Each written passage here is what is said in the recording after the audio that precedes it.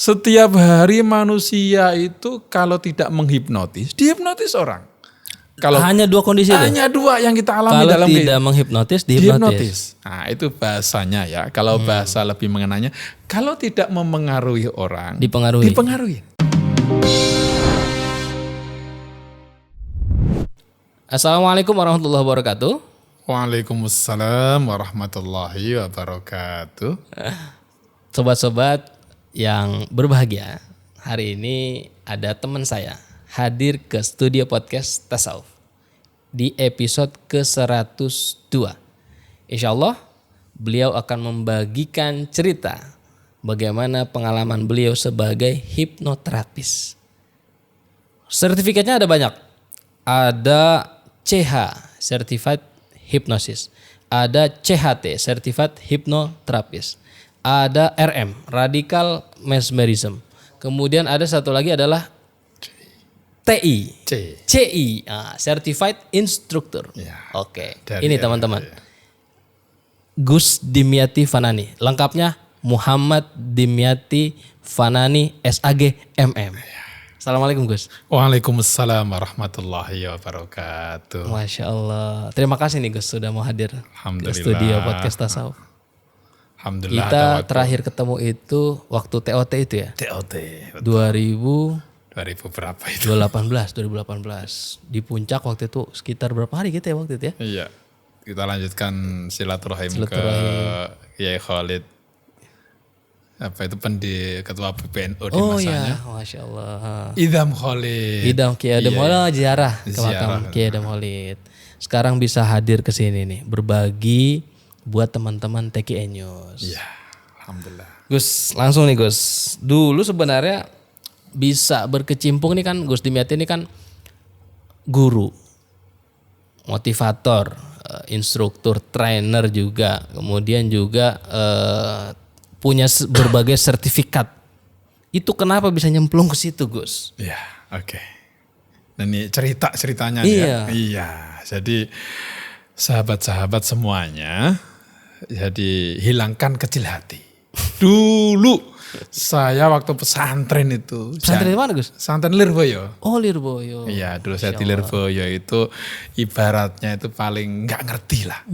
Nggak pernah jadi rois, nggak pernah ngapa-ngapain. Pokoknya berkah kiai. Jadi saya paham adalah justru ketika kuliah yang berseberangan dengan Lirboyo. Iya, saya kuliah di Libya. Libya itu. Libya. Iya, ya. Libya Arab Saudi kan mazhabnya agak berbeda. Iya, begitu. Tapi sempat ikutan apa? Apa Ya, sekedar ngambil ilmunya Gus? Proses ya. Proses. Kita pernah mengalami ya, namanya manusia. Jadi itulah hati. Iya. Ya Allah yang menggerakkan hati itu ya turun naik. Ya, maka disebut doa kita ya muqallibal qulub tsabbit qalbi ala dinik ala taatik. Wahai Allah yang membolak-balikkan hati ini, teguhkan hati kita untuk tetap terus dalam kita berusaha terus untuk istiqomah dalam akidah ahli sunnah gitu ya. Ya alhamdulillah bertemu dengan orang-orang yang ahli sunnah, yang menyelamatkan dari akidah-akidah yang ya menyimpang Tapi dari ahli sempat sunnah. kena nggak Gus? Maksudnya ke akidah itu sempat Iya pernah mengalami. mengalami.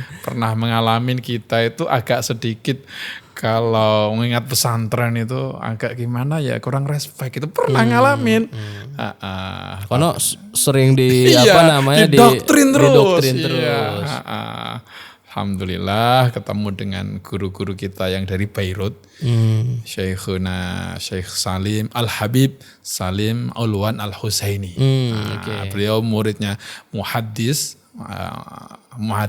zaman ini Syekh Abdullah Al-Harari Al-Habashi. Nah, ini temannya belajarnya Syekh Yasin Al-Fadani. Yang di Australia itu bukan ya? Ya di Australia saya salimnya. Beliau yang bertugas di sana. Ya.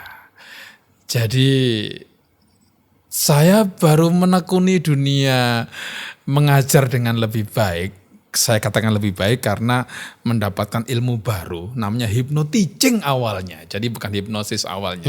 Itu waktu jadi guru? Awalnya, iya. Jadi ceritanya itu adalah pelatihan hypnoteaching. Hypnoteaching. Saya, ini apa? Iya, saya ngajar di SMP Islam Terpadu Arudo Jakarta Timur ini. Keren ini sekolahnya. Jadi bukan hanya muridnya yang diberdayakan, guru-gurunya juga diberdayakan terus.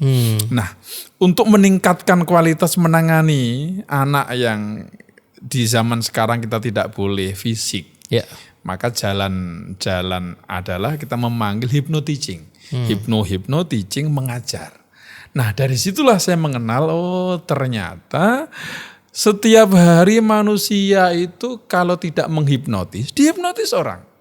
Kalau hanya dua kondisi itu? Hanya dua yang kita alami kalau dalam tidak menghipnotis, dihipnotis. Nah, itu bahasanya ya. Kalau bahasa lebih mengenanya, kalau tidak memengaruhi orang, dipengaruhi. Oke. Iya. Itu cuman ganti bahasa doang. Memengaruhi, menghipnotis. Kecuali pas tidur kali ya. Bahkan tidur adalah akibat dipengaruhin orang. Oh iya. Tidur. Tidur. Begitu. Itu awalnya begitu. Dari belajar bagaimana kita mengajar agar menyenangkan anak, bagaimana agar kita bisa memengaruhi pikiran bawah sadar. Nah, ini kita mulai masuk. Pikiran dibagi dua, ada pikiran sadar, pikiran bawah sadar, ini awalnya. Nanti kalau sudah dalam lagi, ada pikiran tidak sadar. Wah, itu nanti lagi. Nah, dari situlah kita bagaimana cara ada ketika seorang anak yang takut untuk hitan. Pak Ustadz. Salah satu kasusnya ya? Takut. Iya. SD? SD. Kelas 3. Iya. Orang tua WA saya, Ustadz katanya kan bisa hipnotis ya. Iya deh, jangan rame-rame. Ini anak saya tolong dihipnotis. Asalnya sudah mau sunat, sekarang nggak mau ya bawa ke sekolah ya. Karena saya nggak berani praktek di rumah, malu sama mertua. Iya. Jadi di sekolah ya sudah. Ketika saya tanya pelajaran paling disukain apa? Matematika. Gampang ini. Anak kalau pintar, cerdas, mudah dihipnotis. Oh gitu guys ya? Iya. Yang gak bisa dihipnotis malah waduh. Yang gak pintar. Iya enggak 100%. Enggak 100%. Iya. Lebih mudah lah ya. Lebih mudah. Karena kita kasih instruksi bisa masuk. Oh begitu. Mau jadi juara kelas? Mau Pak. Baik, saya siapkan beri hadiah. Nah ini buat hadiah, saya ambilkan buku yang bagus, hadiah dari suatu bank saat itu, ini buku bagus untuk kamu. Nah, mau kan kalau mau jadi juara kelas, mau sekali, coba tutup matanya, langsung tutup mata. Tidur ya, tidur. Seperti itu. Jadi ketika kita sudah kehadiran kita tidak dilawan sama orang, kehadiran kita itu adalah sesuatu yang disenangin, kita mudah mempengaruhi orang. Bahasanya kita mudah menghipnotis orang. Oke, jadi mempengaruhi itu adalah menghipnotis. Iya, sesungguhnya hipnotis adalah ilmu komunikasi. Gak ada hubungannya dengan harus puasa ini 3 hari, makan nasi putih, enggak. Gak pakai gitu-gitu. Iya. Mungkin karena kedudukan Gus yang lebih tinggi kali Gus. Iya. Jadi murid itu lebih respect ya. Nah, dari sini dapat kita simpulkan sesungguhnya. Para guru, para pimpinan, lebih-lebih lagi ya, para penceramah itu, Soekarno, Kiai Haji Zainuddin MZ, UJ. Ini kalau bahasa dalam hipno, mereka penghipnotis yang sesungguhnya. Iya, sesungguhnya. Iya, tetapi karena memang tidak belajar bagaimana agar bikin orang supaya, ayo 1, 2, 3, tidur. Itu kalau diajarin sekali datang nggak pakai 10 menit, bisa itu para ulama, para orator itu sangat bisa sekali. Iya, para bapak ibu guru itu mestinya bisa, mereka penghipnotis semuanya. Mudah sekali. Nah, ayo siapa yang mau belajar, saya ajarin. Mau minta berapa lama? Mau seharian bisa. Jadi hipnotis itu sebetulnya bukan hanya kondisi ketika tidur Gus ya? Tidak. Tapi waking juga itu hipnosis ya? Betul, makanya ada istilah waking hypnosis. Itu yang terjadi. Ya, intinya orang itu mudah dipengaruhi manakala satu, kondisi sangat senang. Sangat senang. Iya. Oke. Baliknya, kondisi sangat sedih. Tuh sebaliknya kan. Oke. Berarti Iya. kondisi emosional yang nggak stabil ya? Betul. Dan yang berikutnya kondisi takut. Oke. Ya, panik. Nggak ada 4 tadi ya. Sangat senang, Senang, sangat sedih, sedih, panik, takut. panik, takut. Oke. Nah, ketika kita masuk dalam kondisi ini, maka di dalam hipnosis ada istilah yang disebut dengan critical area. Nah, dalam otak kita ada critical area ini yang menjaga kita. Ini hilang, ibaratnya rumah, critical area ini satpam. Nah, gimana cara lumpuhin satpamnya dulu? Gimana? Kasih rokok, nah gitu kan? Kalau dalam hipnotis, bikin senang, bikin nyaman, bikin takut, bikin kaget. Kalau sudah itu hilang, maka satpamnya nggak ada. Jadi yang dipengaruhi itu bawah sadar. Masuknya ke sana. Jadi satpam itu jagain bawah sadar. Jagain bawah Jadi ini sadar. alam sadar, bawah sadar. Nih tengah-tengahnya nih. Nah, di garda yang menjaga. Ada yang ngejagain. Nah, gimana caranya membujuk atau mentipu daya gitu lah ya? Ya 4 tadi itu. Apa tadi itu Bikin ya? takut, bikin senang, bikin panik. Satu lagi nih bikin apa Sedih. tadi? Sedih. Ya. Seperti itu. Contoh nih paling ringan. Kalau Ustadz bikin senang. Nah, Ustadz Saiful, Assalamualaikum. Anda besok bersama kami pergi umroh. Tuh, siapa mana nggak senang? Iya. Oh, senang sekali. Waduh. Iya, kita lihat ini, kita sudah mengamatin Pak Ustadz ini dari hari kegiatannya. Maka terpilih Anda untuk memimpin umroh jamaah kami. Oh, gimana caranya? Tenang Pak Ustadz, gampang kok. Padahal mau nipu deh. Iya.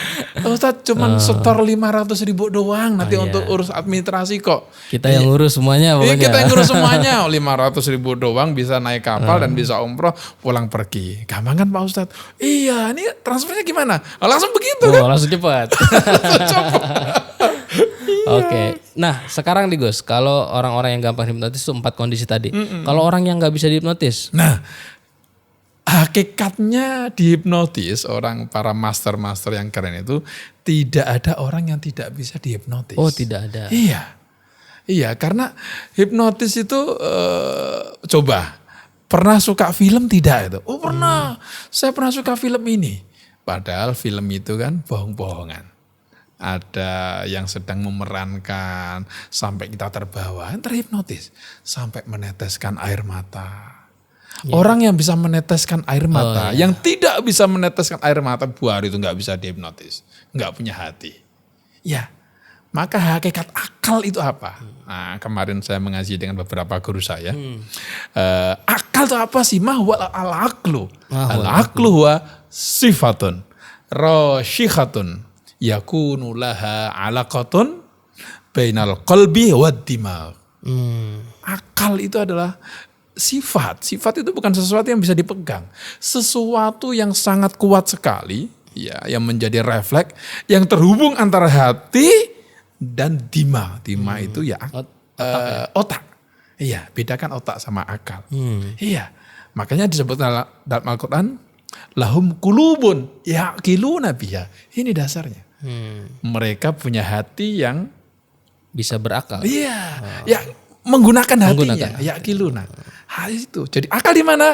Kita meyakini akal di hati sesungguhnya. Masya Allah. Itu. Enggak, kenapa orang-orang bertasawuf itu melatih kolbunya supaya akalnya lebih jernih gitu. Nah, dari kolbu inilah maka nanti turun ilmu laduni. Kan begitu. Ilmu yang Allah yang ajarkan sendiri. Seperti itu. Sesuatu yang ini tidak akan dijangkau oleh para pembelajar eksak kan begitu. Iya. Dan ini realita. Orang yang hatinya nyaman, santai, maka otaknya berpikir akan lebih mudah. Nah, tapi kalau hatinya sudah tidak bisa, ya seperti itu, susah. Nah. Oke, nih Gus, kembali nih Gus. Tadi Gus bilang orang nonton bisa nangis. Iya. Artinya kan media yang kita konsumsi sehari-hari itu kan menghipnotis kita. Iya. Gimana orang jadi konsumtif, gimana orang jadi boros, gimana orang jadi kecanduan misalnya nonton YouTube, nonton film drakor misalnya kan sampai istilahnya itu maraton. Maraton nonton drakor lah gitu. Itu kan berarti kan orang ini dihipnotis secara tidak sadar oleh media sehingga mau nggak mau dia memperkaya media itu gitu. Nah, ini tipsnya gimana nih Gus supaya orang itu bisa berada dalam kondisi sadar. Sehingga dia tidak bisa dipengaruhi oleh hal-hal yang sifatnya unfaedah, negatif maupun hal-hal yang sifatnya bisa membuat kerugian baik di masa kini maupun masa ke depan. Gimana tuh Gus? Jadi begini. Yang paling baik, paling benar ini kan ibaratnya kayak lalat sama lebah. Lalat sama lebah.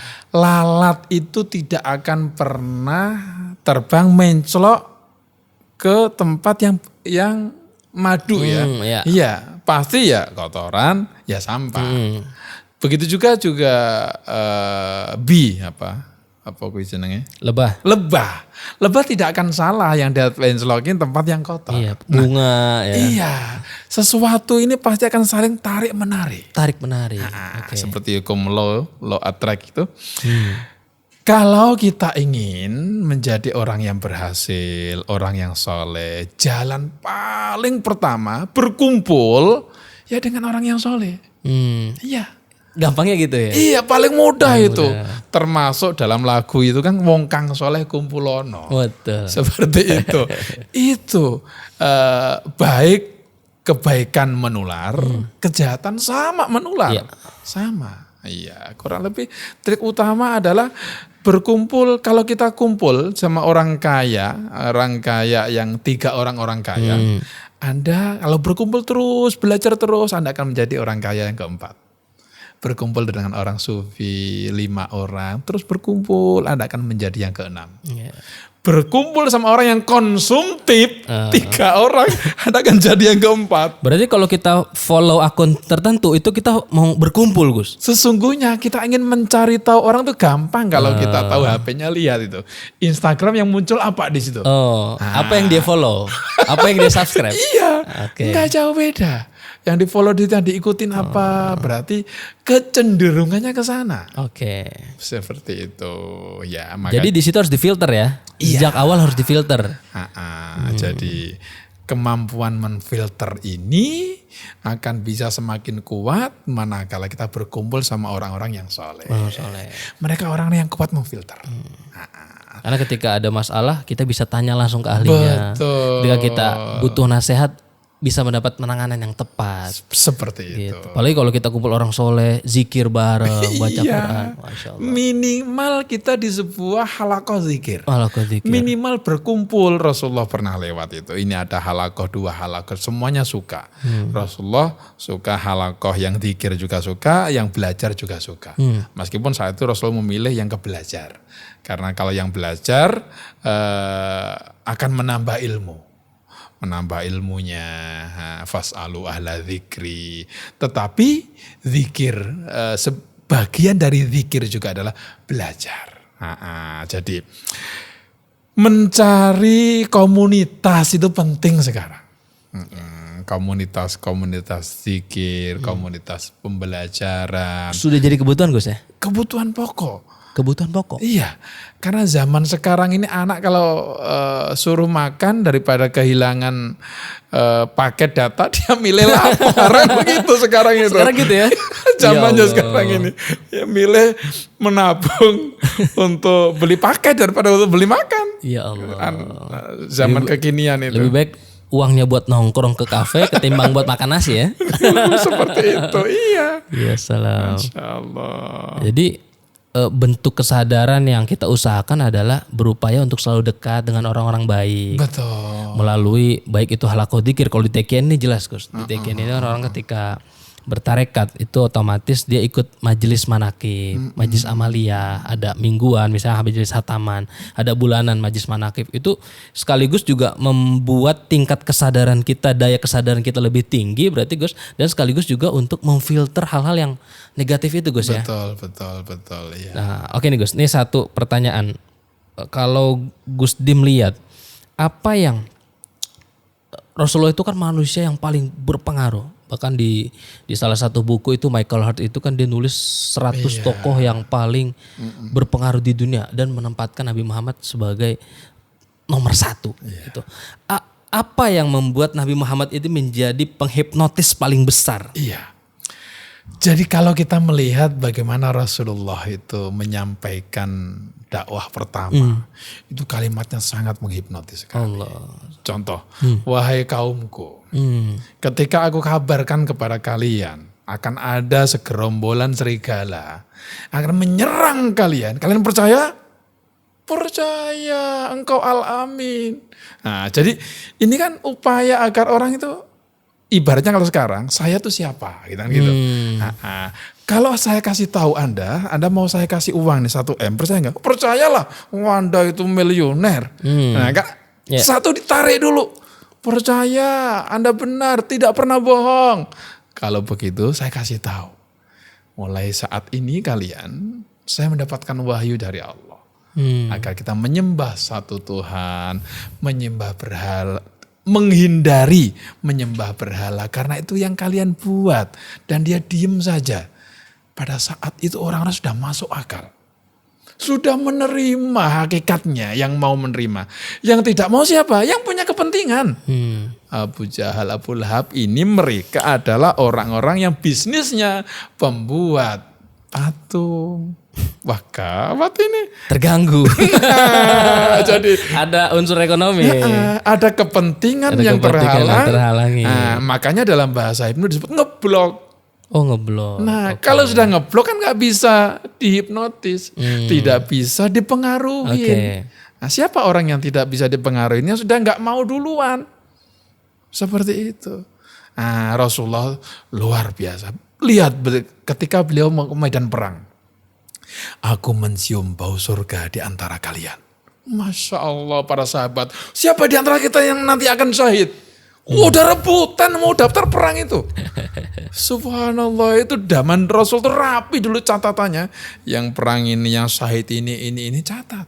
Nah, ketika ada seorang perempuan, ayahnya ikut berperang, kakaknya ikut berperang, ayahnya meninggal, kakaknya meninggal, bayangkan. Dalam peperangan ini disebutkan dalam kisah nggak asing dalam Sahih Bukhari juga ada riwayat ini. Ketika pulang dari perang, siapa dia tanya dulu, bagaimana kabarnya Rasulullah? Nah, saya terjemahan aja langsung ya. Kamu nggak tanya kabar ayahmu, kakakmu, Rasulullah dulu yang penting. Ini wanita loh, gadis ini masihan. Ya. Rasulullah baik-baik saja. Benarkah? Di mana posisinya? Di perkemahan sebelah sana. Dicari dulu. Dicari. Telah lihat Rasulullah masih ada, tenang dia. Tidak ada yang lebih melebihi kehilangan engkau ya Rasulullah. Kalau sudah pemimpin seperti ini dicintai, ya yang mudanya, yang laki-lakinya, yang perempuan. Saya tidak pernah berpikir di antara istri-istri Rasulullah ada cemburu tuh, gak pernah terbayangkan. Kagak ada. Nggak ada ya. Ini wanita biasa aja. Habis itu baru dia cari kabar ayahnya. Ayahnya syahid. Kakaknya syahid. Tidak ada yang lebih menyedihkan kalau kehilangan Rasulullah. Subhanallah, ini para sahabat. Semuanya seperti itu. Dia menempatkan Rasulullah itu betul-betul prioritas utama di kolbu ya. Ya laki-laki, ya perempuan, ya yang kaya, yang miskin, yang mantan preman. Subhanallah, ketika Rasulullah meninggal coba bagaimana itu? Yang mengatakan Nabi Muhammad meninggal, bagaimana Umar itu? Dia menghunus perangnya. Belum bisa menerima, berpisah dengan manusia yang paling dicintai. Manusia. Jibril. Subhanallah, ketika dicabut nyamanya Rasul, Jibril menoleh gitu kan. Ya Jibril, kenapa engkau menoleh? Apakah kamu oleh tidak membenci saya? Siapa yang tega melihat seorang kekasihnya dalam kondisi seperti itu? Enggak tega. Subhanallah. Ya manusia. Bukan hanya manusia. Pimpinannya malaikat. Semuanya mencintai Rasulullah. Allah. Seperti itu. Subhanallah, kalau cerita lebih lengkap tuh pasti meneteskan air mata kepergian Rasulullah itu. Dahsyatnya Rasulullah. Dalam tidak waktu yang panjang. sekitar 23 tahun. Iya. Itu Rasulullah yang disakitin di Mekah itu. Maka beliau menyatakan, kalau tidak karena diperintahkan Allah untuk hijrah, enggak hijrah. Nih, cinta tanah air nih untuk teman-teman. Kalau tidak karena diperintahkan, umirtu biqaryatin ta'kulul qura. Itu hadisnya. Aku diperintahkan untuk hijrah di sebuah tempat biqaryatin ta'kulul qura, yang memakan, yang akan menaklukkan kota-kota yang lainnya. Ibaratnya kalau Madinah itu di barat, Rasulullah nggak ke barat dulu. Nih ke timur dulu, untuk redaksinya itu. Apa namanya, taktiknya Rasulullah. Ke timur dulu, baru balik lagi. Subhanallah. Memang sangat layak ini guru manusia. Gurunya para guru. Pengemis pun orang Yahudi yang masuk Islam. Itu kisahnya yang pengemis di pasar Madinah itu, subhanallah. Sampai akhirnya masuk Islam. Iya, bahkan Rasulullah sudah nggak ada. Iya. Kalau saya lihat nih Gus, dari pemaparan Gus Dim tuh. Satu tadi Rasulullah itu sejak awal sudah membangun reputasi sebagai Al-Amin. Betul. Membangun trust, kepercayaan. Kemudian rasa cinta yang besar Rasulullah kepada para umatnya. Dan yang ketiga itu perjuangan Rasulullah. Mungkin ini yang hilang Gus ya. Dari kepemimpinan di negeri kita Gus. Iya. Gus Dim percaya nggak kalau kita ini krisis kepemimpinan? Dalam arti krisis keteladanan. Iya. Nah itu bisa. Contohnya begini. Ketika Rasulullah ada sahabat yang meninggal. Apa yang ditanya? Bukan ini sholat nggak? Sholatnya bilang enggak. Bukan sholatnya, bukan zakatnya. Yang ditanya apa kalau mau menyolati? Ini punya hutang nggak?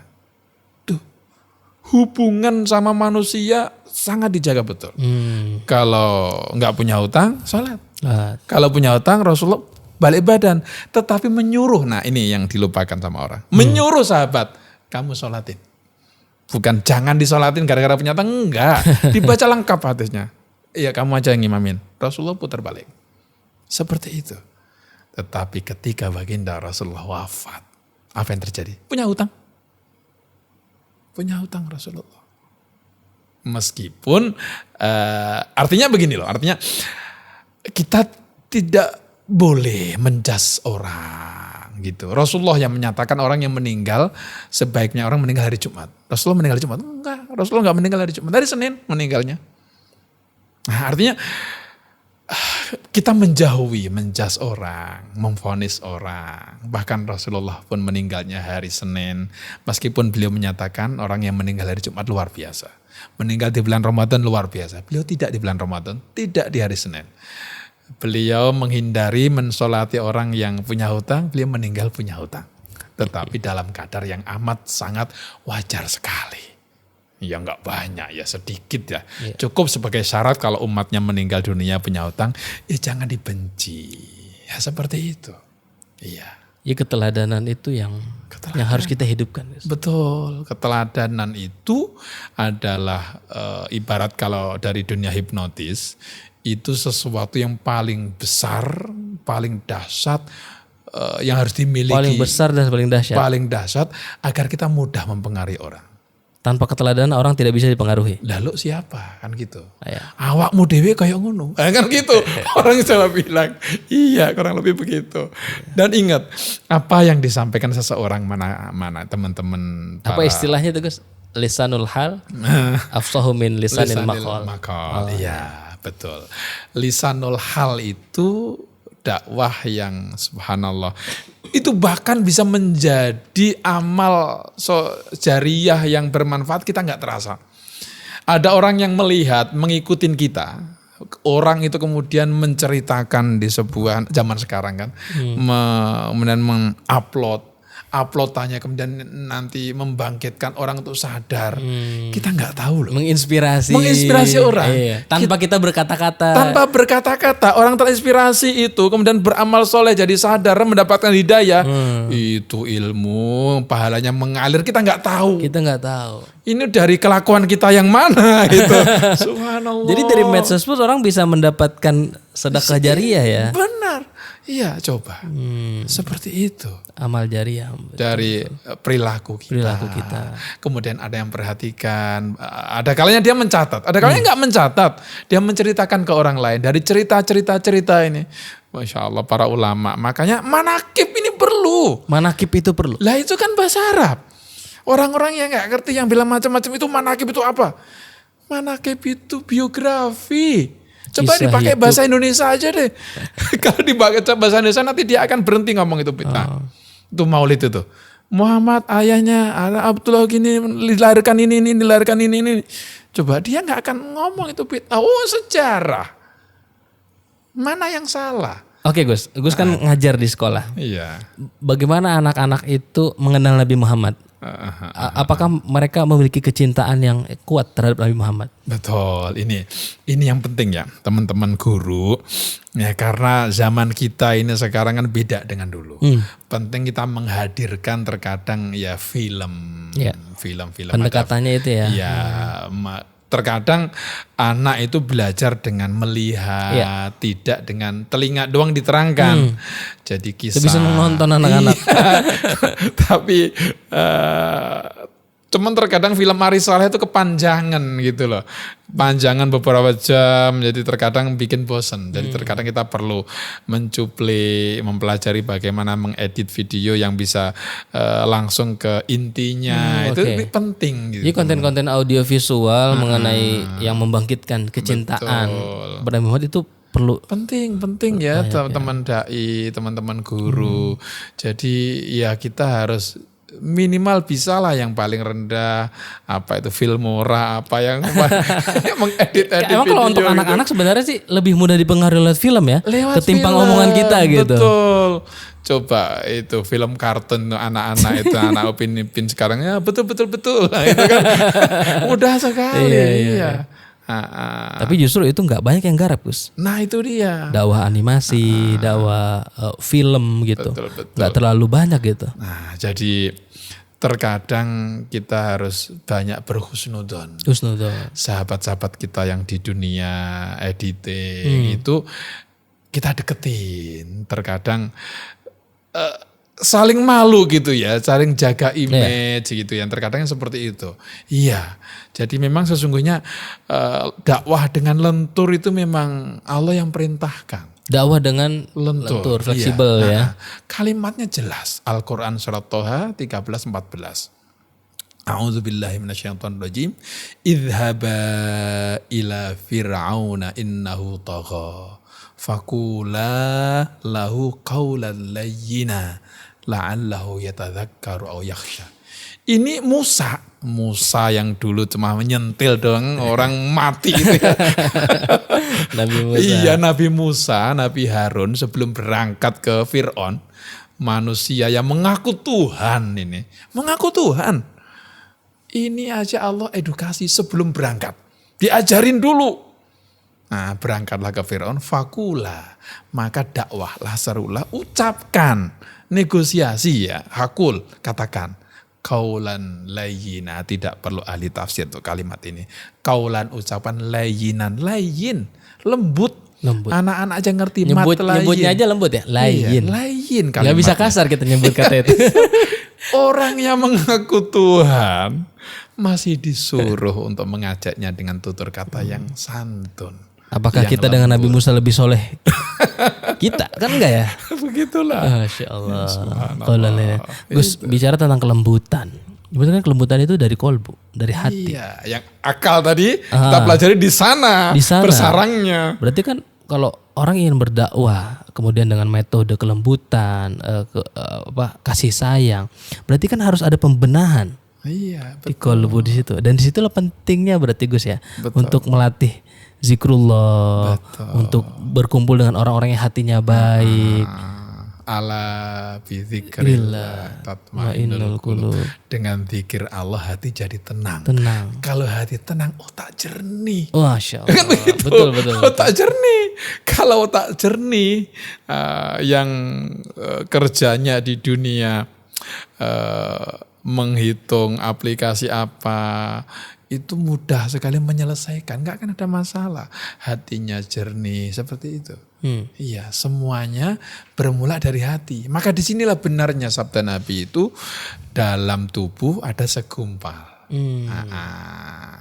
Yang itu memimpin tubuh kita semuanya itu hati. Dan ternyata hati sangat terkoneksi dengan kemampuan berpikir kita. Kurang lebih seperti itu. Jadi kalau kita ingin berpengaruh, berbagi kolbu kita, baiki hati kita. Iya, itu yang terpenting, Gus. Iya, betul. Iya. Ada yang ingin disampaikan, Gus, untuk teman-teman guru, teman-teman dai motivator? Jadi teman-teman dai, teknik paling dahsyat, paling kuat kita mengajar, paling utama adalah bagaimana membuat media ajar kita, orang yang kita ajari, yang kita seru, kita ajak, itu merasa nyaman dengan kita. Ya, ini sesuai dengan hadisnya Nabi, al-muslimu man salimal muslimuna min lisanihi wa yadihi. Muslim yang sebenarnya, para pendakwah yang sebenarnya adalah mereka orang yang tidak pernah membuat orang yang lain merasa tidak nyaman di sampingnya. Kalau ada yang merasa tidak nyaman, berarti kita segera koreksi. Apa yang saya lakukan kok merasa tidak nyaman? Kalau ada yang merasa tidak nyaman, berarti yang kita sampaikan akan terblok. Tidak bisa masuk. Jadi murid yang nasihat kita tidak masuk, berarti kita bagi dia ada bloknya. Bagaimana cara bikin blognya? Bikin dia merasa nyaman. Istri merasa nyaman, mertua merasa nyaman, anak-anak merasa nyaman, pesan dari kita masuk. Bisa dipastikan 99% masuk. Jadi contoh paling mudah cara memperbaiki, misalkan cara istri, diajak makan malam, habis itu kasih hadiah. Kasih hadiah. Nah, ketika ngasih, jangan hanya ngasih, jangan aja makan malam doang, sampaikan. Abi, maunya gini. Kasih nasihat-nasihat tuh masuk, Gus ya? Masuk saat-saat seperti itu. Ayah jangan diomelin. Enggak masuk. Ayah tuh maunya begini. Nah, kondisi-kondisi pikiran bawah sadar buka itu, saya kasih tahu ya. Kondisi pikiran bawah sadar buka itu ketika apa? Ketika makan. Oke. Makanya deal perusahaan besar tuh di meja makan. Di meja makan. Semua seperti itu. Iya, di meja makan. Pantesan banyak ajaran Islam suruh kasih makan ya. Iya. Oke, Gus, menarik banget nih, Gus. Tapi nanti kita lanjutkan lain kali, Gus. Insyaallah. Karena ini kita ingin tahu lebih jauh nanti mengenai kiprah Gus Dim juga, pengalaman beliau di episode selanjutnya. Insyaallah. Nanti kalau undang jangan kapok ya, Gus ya, diundang lagi. Oke, sobat TKNN, terima kasih sudah menyaksikan podcast Tasawuf. Kita jumpa lagi di Sabtu mendatang. Assalamualaikum warahmatullahi wabarakatuh. Waalaikumsalam warahmatullahi wabarakatuh.